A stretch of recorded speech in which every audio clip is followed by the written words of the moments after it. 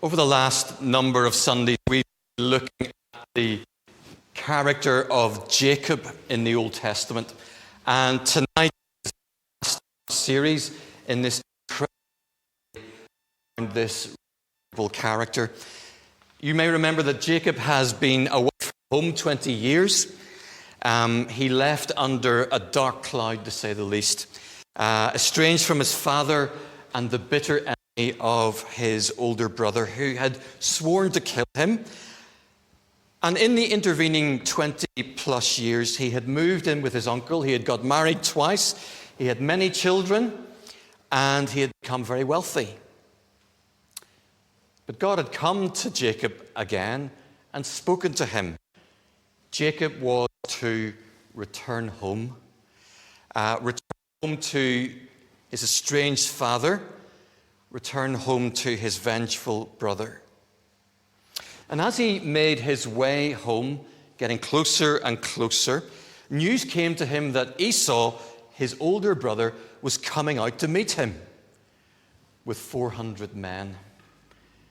How was Jacob to interpret that? How would you have interpreted that?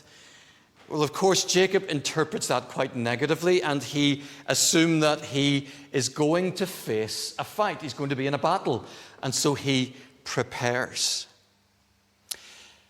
He prepares for a fight, but the fight that he gets isn't the one that he's expecting. Because that night, he's on his own. He sent his wife and children across a river to the other side of the river. Jacob's on his own. And we have this incredible story of Jacob wrestling with the Lord all night. This wasn't the fight that he was expecting. He gets a fight, but it's with God. And chapter 33, Genesis 33, is the story of the next morning. Jacob, you may remember, is now wounded. He's limping. God has wounded him in order to transform him. And Jacob wakes, wounded and changed. And as he wakes, there's Esau. Esau is coming. Esau is approaching. And so Jacob quickly puts his wives and his children behind him, and he limps out to meet his brother after 20 years. I want us to think this evening about this very, very special story. And I want us to think it under maybe two, maybe three headings. Here's the first one.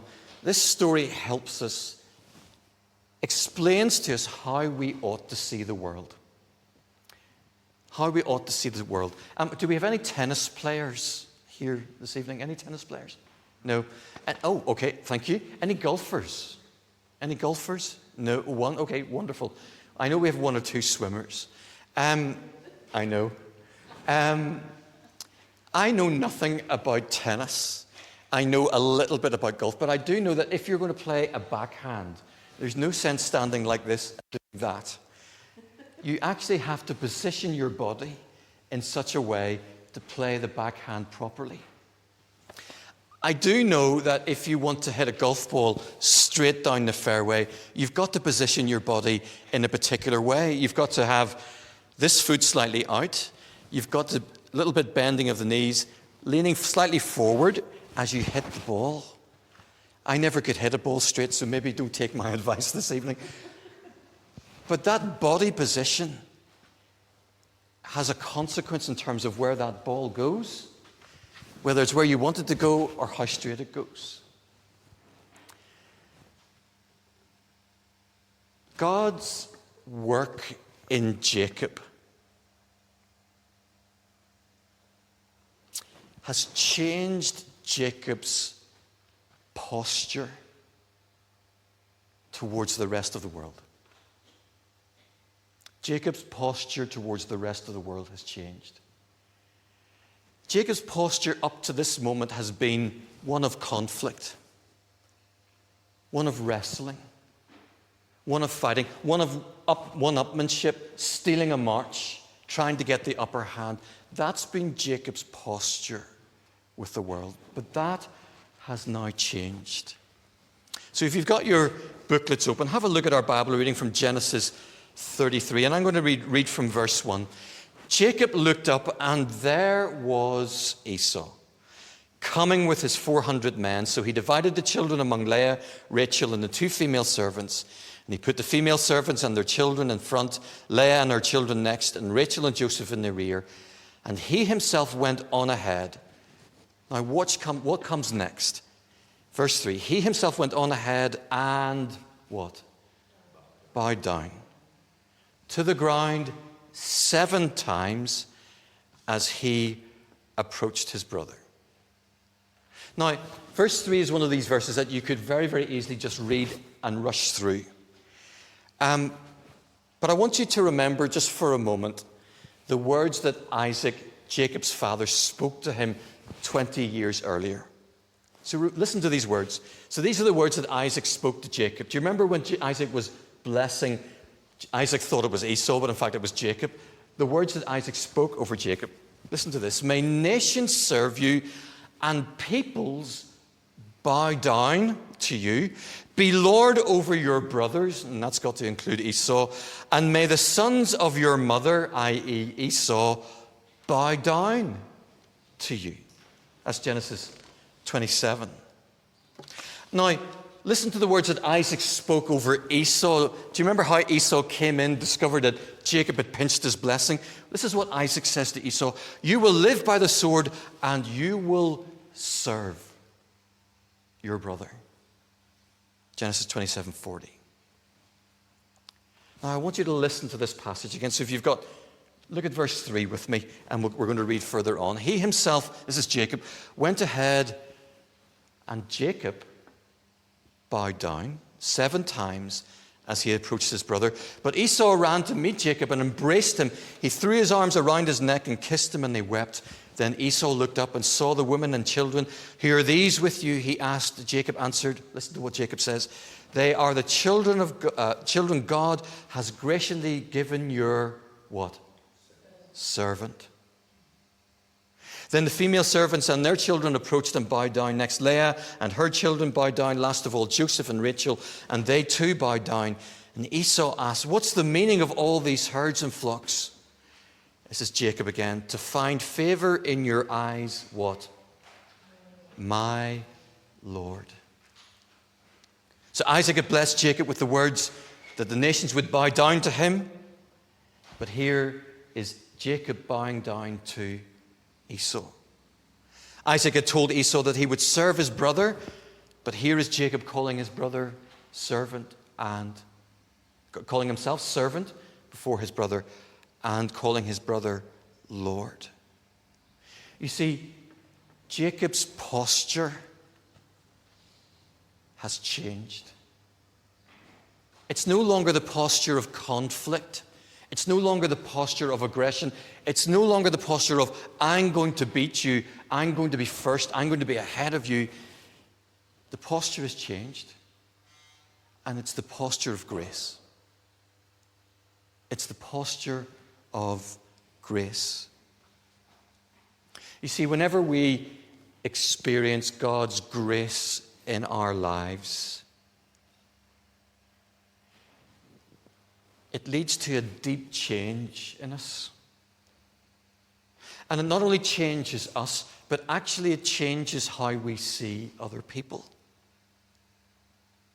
Grace has changed Jacob. God's grace towards Jacob, the fact that God has never given up on Jacob, the broken Jacob, the lying Jacob, the deceiving Jacob, God has just never given up on him. And finally, that grace has changed Jacob. And not only has it changed Jacob, but it's changed the way he sees people, and it's changed the way he sees Esau. Esau's no longer a competitor. Esau's no longer no longer an opponent, no longer someone to be vying with. Esau has become Jacob's eldest brother. And Jacob has been fighting that all his life. Jacob has come to a point, by grace, to see his brother for who he is, his eldest brother. There's a project in the UK at the moment in some of the United Kingdom's prisons. And it involves taking some prisoners and training them as baristas. Do you know what a barista is? So it's somebody who makes coffee in a cafe, a barista. And so these prisoners are being trained as baristas and then sent out into the community during the day to act as coffee makers, to make coffee in local cafes. And do you know what this project's called? I think it's brilliant. It's called Redemption Roasters. And I love that. These prisoners are not lost causes. These prisoners can be redeemed. You know what the word redeemed means? It means set free. Given a future. Given a new beginning. See, that is seeing the world differently. That's seeing the world through the eyes of grace. And I wonder, is there an Esau in your life that you need to see through the eyes of grace?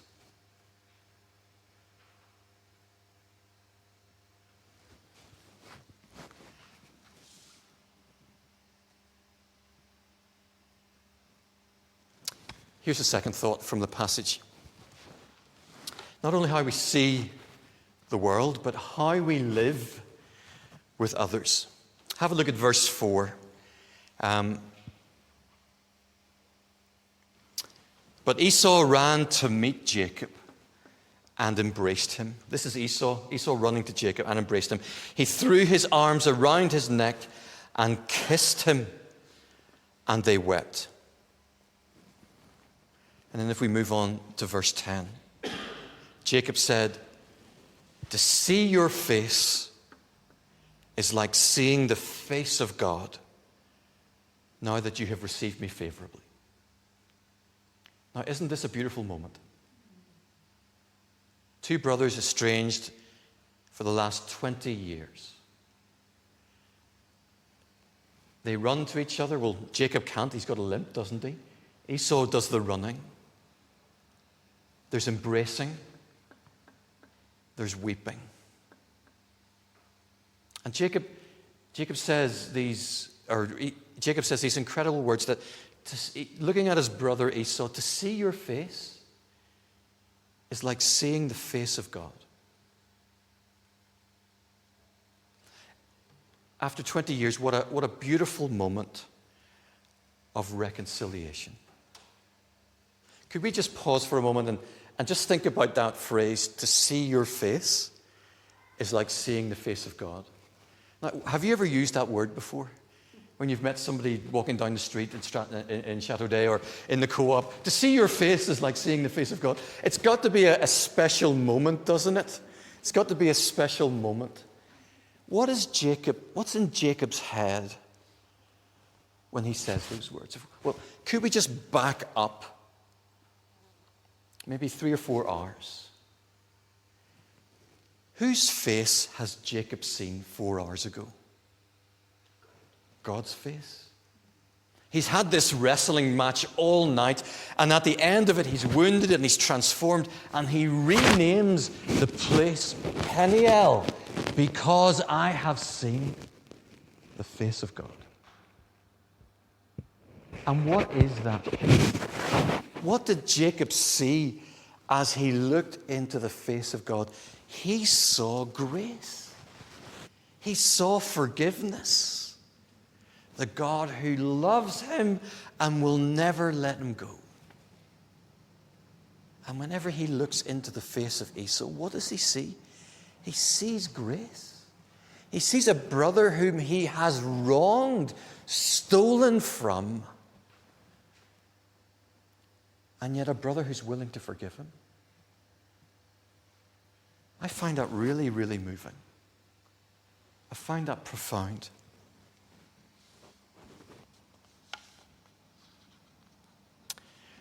Reconciliation. The healing of a broken relationship is part and parcel of our DNA. The gospel, which is at the heart of our faith, is described in the New Testament in terms of reconciliation, where God has run towards us to embrace us, so that we would be reconciled to Him. And whenever we think of the cross, one of the images of the cross one of the understandings of the cross is this idea of reconciliation, that Christ was dying in order that I would be reconciled to God. And that's what it means to become a Christian. To become a Christian is to be reconciled to God, to have that broken relationship healed.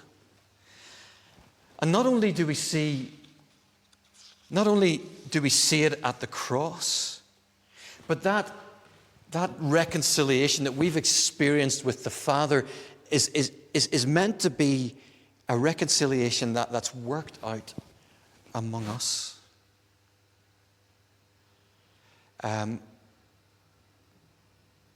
That whenever there's a broken relationship here, that the calling on our lives is one of being reconciled. Now that's hard work. That's hard work. It's very easy to say the words, I forgive you, or please forgive me, or I'm sorry. That's the easy bit. It's working that out day by day, Sunday by Sunday. But not only is reconciliation something that we're to practice in here, that ministry of reconciliation is something that we take out into the world with us, into our offices, into our neighborhoods, into our families, into our marriages, into our friendships. We take that ministry of peacemaking, that ministry of bridge building, we take that into the world. And this is what we are by default. We are peacemakers. We are bridge builders.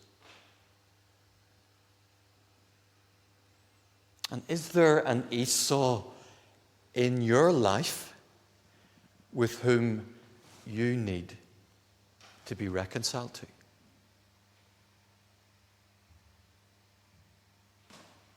I find myself reflecting upon this passage, and I find myself asking the question, when people look me in the face, when people see me face to face, what do they see? Jacob said to Esau, when I see you, it's like seeing the face of God. So what do people see when they look at me?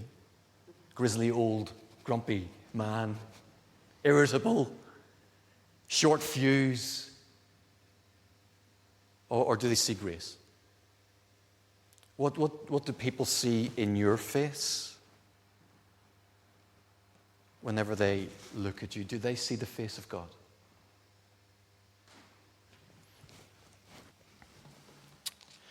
And lastly, one last thought. How we see the world, how we live with other people, and finally, how we live for God. This is verses 16 to 20. This is the last couple of verses. This is intriguing because we've had this really beautiful picture of reconciliation. And then Esau says to Jacob, you're coming home, aren't you? Not in so many words. And Jacob says, no. Oh, no, sorry, he doesn't say no. He doesn't quite say no. Sorry, could we just back up and start that again? Esau says to Jacob, you're coming with us? And Jacob says, listen, I've got a lot, my wife and kids, they're here. It's going to take us ages to get there. We'll come, but it'll be slowly. And then Esau says, no, why don't I leave some men with you? And Jacob says, no, don't worry, no, we're fine. We can look after ourselves. We're great. Esau goes back to Seir. If you think of the Dead Sea, Seir is across the Jordanian border here. Esau goes back there. What does Jacob do? Doesn't follow him. Jacob goes somewhere else. He goes to a place called Shechem. Why does Jacob go to Shechem? Well, if we go back into Genesis 12, or not Genesis 12, Genesis 18, we see that God makes the covenant, or renews the covenant with Abraham. Where? Guess where? Shechem. Jacob goes to Shechem, and what does he do? He buys a plot of land. Now, what does that mean? If you were to buy a plot of land, what would that say? What statement are you making? I'm staying. This is my home. And so Jacob goes back to the place of covenant. And he says, this is where I live. This is my home. And what's Jacob doing? Jacob's actually living out the calling on his life. This is God's calling on Jacob's life, that Jacob would be the next link in the chain of God's covenant relationship with Israel. And Jacob could have gone back with Esau to Seir, but he doesn't. He's actually living out the calling of God on his life. And so he has to go somewhere different. There's a really fascinating little gospel reading that we heard tonight. Dorothy read for us. And Jesus is in this room, and he's teaching, and there's people around him, and somebody comes to the door and says, Jesus, your mother's outside. Now, if that was you, and somebody came into the house and said, your mother's outside, what would you do? You would get up, and you would go outside. But what does Jesus do? He looks around the room at his disciples, and he says, do you see these people? Here are my brothers and sisters and mothers. The calling on Jesus' life was meaning the creation of a new family. That actually meant that he prioritized that family above his blood family.